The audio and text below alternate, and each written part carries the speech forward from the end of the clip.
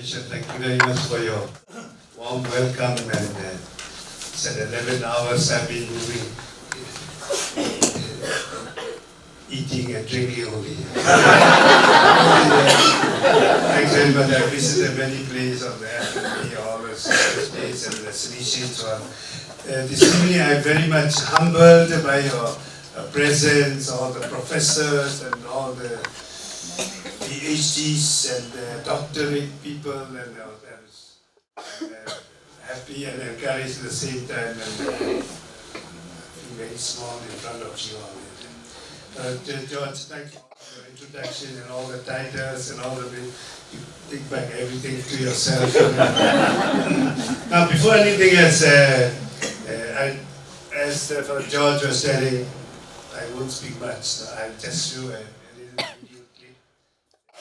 Maybe a few minutes I would comment on that, and after that there will be interaction, and you could ask anything, or you could object, or you could attack me on any points.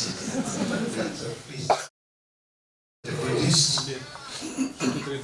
Of the 53 million, yes. Sorry. After 11 hours, so 53 million and 88% would be Buddhists, 6% Christians, and Catholics are just 1.3%, 800,000 faithful with 800 priests, about over 2,000 women religious of different congregations. And Muslims will be about 5%.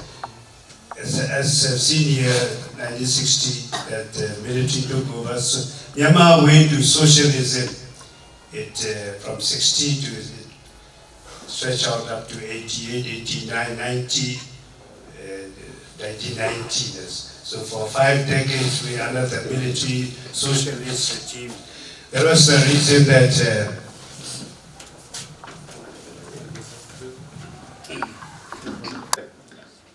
I couldn't, during my novitiate and the philosophy, I couldn't come here.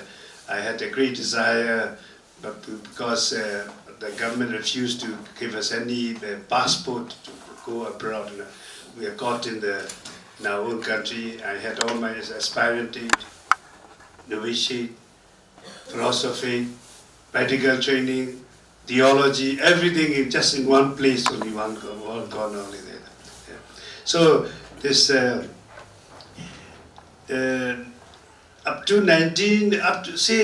up to 5 years ago, this military regime has been ruling, and so the first election came in 2015, and as you have seen, the Aung San Suu Kyi, this National League of Democracy, got the landslide victory. But at the same time, the army is still there. So army still holds of 3 big ministry of home affairs, border issues, and the defense one. And also in the parliament, automatically the 25% of the military is in the army. So there is very little chance for the civil government really to rule the country. And also in the constitution is that if a family member is a foreigner, then he or she cannot become the president. So Aung San Suu Kyi, if the constitutions are not amended, then she will never be she will not be the president. And also it said that in the case of any emergency, the military to take up the country at any time. So in my statement, especially last 1 or 2 months ago, I was spreading this long article, which came out quite everywhere in the national news, that the army, if it is a mature democracy, army should be to defend and not to rule the country. If it is a mature democracy, army should be under the civil government.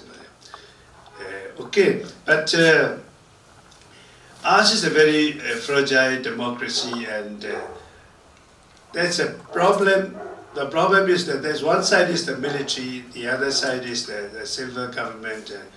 It's currently it's very hard to put together these two, or very hard to have a dialogue with the. So Aung San Suu Kyi and the military, we saw them just now shaking hands over them, but they do not have the dialogue among themselves, and they do not come to any compromise. This is a little, though there's a democracy, but these two sides are in a tension.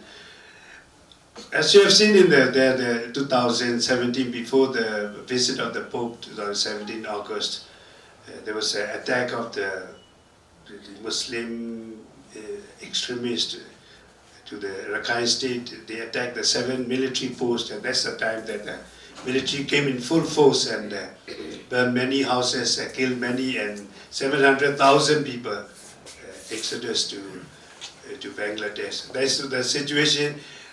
Because of that, the ICC, International Criminal Court, would like to have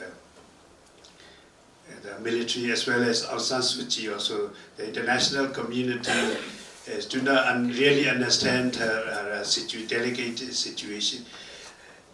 The Rohingya crisis is very much in the international media, and also, but within ourselves, there are civil war going on there. From the time that we got the independence from the British in 1948 up to now, there has never been a year without the fighting in the country, civil war. So more and more, these ethnic groups are picking up arms against the military. So the ethnic groups among themselves, at least there are 5, 6, 7 of the ethnic groups among themselves, they are fighting, as well as all of them are fighting against the government military. Our situation is a very complex, but at the same time, what is the church doing there now in the church? We have, as I've said, we have 16 dioceses, 14 dioceses are completely of the ethnic groups. Ethnic groups, quite close to the Morey and Murray in India. But 2 dioceses like Yangon and Mandalay would be the Burmese, the Buddhist area.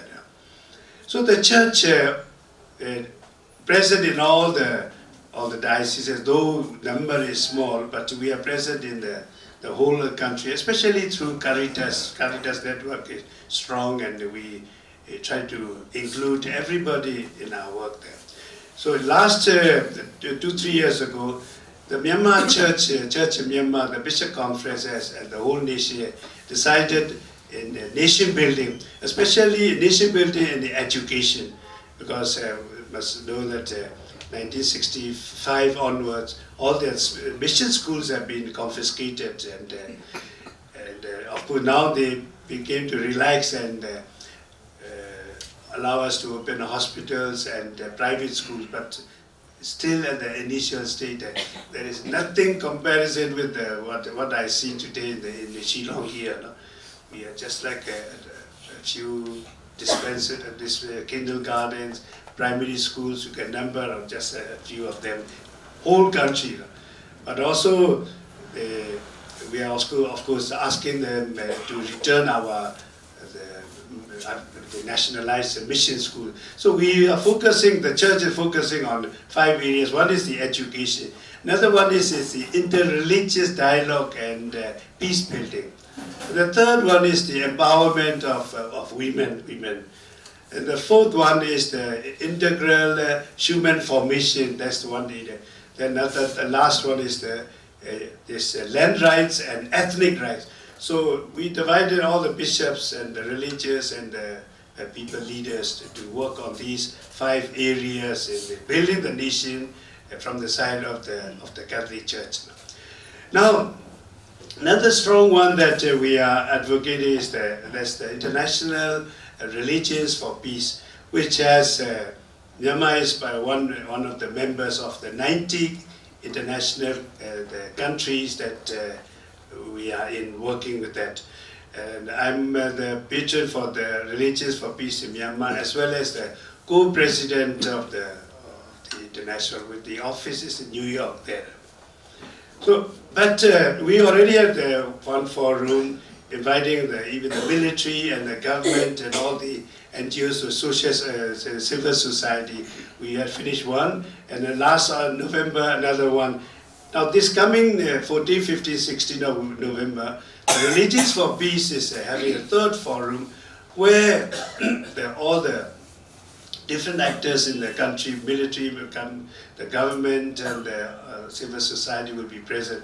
Yesterday I got the news that on the 14th for the opening, the military senior general himself will be coming to give the introduction, and Aung San Suu Kyi herself also will be coming to give the introduction opening. And must say that although there is a lot of conflicts and problems in the country, this Religions for Peace, which is International Religions for Peace in Myanmar, is well trusted, have confidence from government as well as from the military. So we are working hard on that, and we hope that, that also the Minister of Religions is the one that take full responsibility of our conference. He believes, and Aung San Suu Kyi also believes, that through this Religions for Peace, we hope to establish peace once again in Myanmar. As I've said, we have been without peace, all in pieces, no? Pieces in the country. And of course, before any interaction, the concluding remarks that I like to make is that I'm very happy for the provincial and all the conference and all the Salesian families here and all the sisters and everybody there. Here I noticed within these 2 days, of course, any visitor would notice that in spite of all the activities that you are doing here and but the most special feelings that I've felt is that your hospitality and your spirituality, which is I feel that very personally, that deep feeling that I have visiting a different conference, visiting the communities, the hospitality and the spirituality. Now, one remark that I would like to want to make is that for the provincial was yesterday telling about the number of, for example, like the number of religious lay brothers working. Now we too had also religious lay brothers. Many of them. Also the priest here, they have the theologate here in Maulai, not this there. Now, like the case of the brothers, we have how many, 6, 7, 8 of them trained here in India as well as in the Philippines. But unfortunately, perhaps because of maybe the lack of opportunity or a lack of proper guidance from the superiors, so all those 5, 6, 7 brothers, practically all of them left. We are just perhaps one or two are still there, half surviving. So both the Salesians as well as the FMA and as well as the other religious congregations, of course the superiors there are trying to consolidate the Southeast Asia, which is like Thailand and the Philippines and others. But I observed that there is nothing like a place here in Shillong and this part of India, which is missionary zeal, and the example of our conference and the elderly people. So what I want to say is that here you are very much competent as regards the personnel and the works and the leadership here. So what about sort of sharing with the people, with our conference, with the sisters and the religious brothers in Myanmar, so that we try to integrate and try to bring up. I'm sure we do have a very bright intellectual people but because of the lack of facilities. Of course, we cannot blame everything on our own conference, but because of the government and our political situation, which had been for 60 years, we were under the control and under the military and under suspension, and we must say that for 60 years we were living in fear only. Fear everywhere.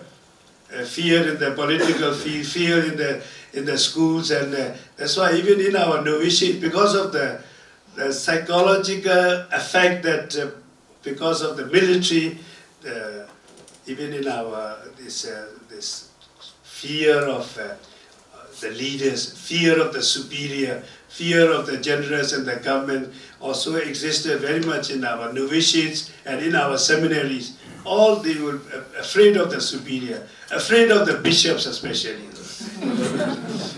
So this of my warm invitation is that this integration may not be in your region, but at the same time, if a contribution could be made so that the church in Myanmar, the congregations in Myanmar, and the education especially would come up very, very fast, I believe. You know. So this is my personal request, and if we could give a thought for that, and I will be most happy. So I think with that, I would not like to continue, but if there is any reaction or anything on your part, or whatever, I'm not the only one responsible for all the answers, you know, for the George Minister, for the provincial will answer. So thank you very much, and please carry on a little.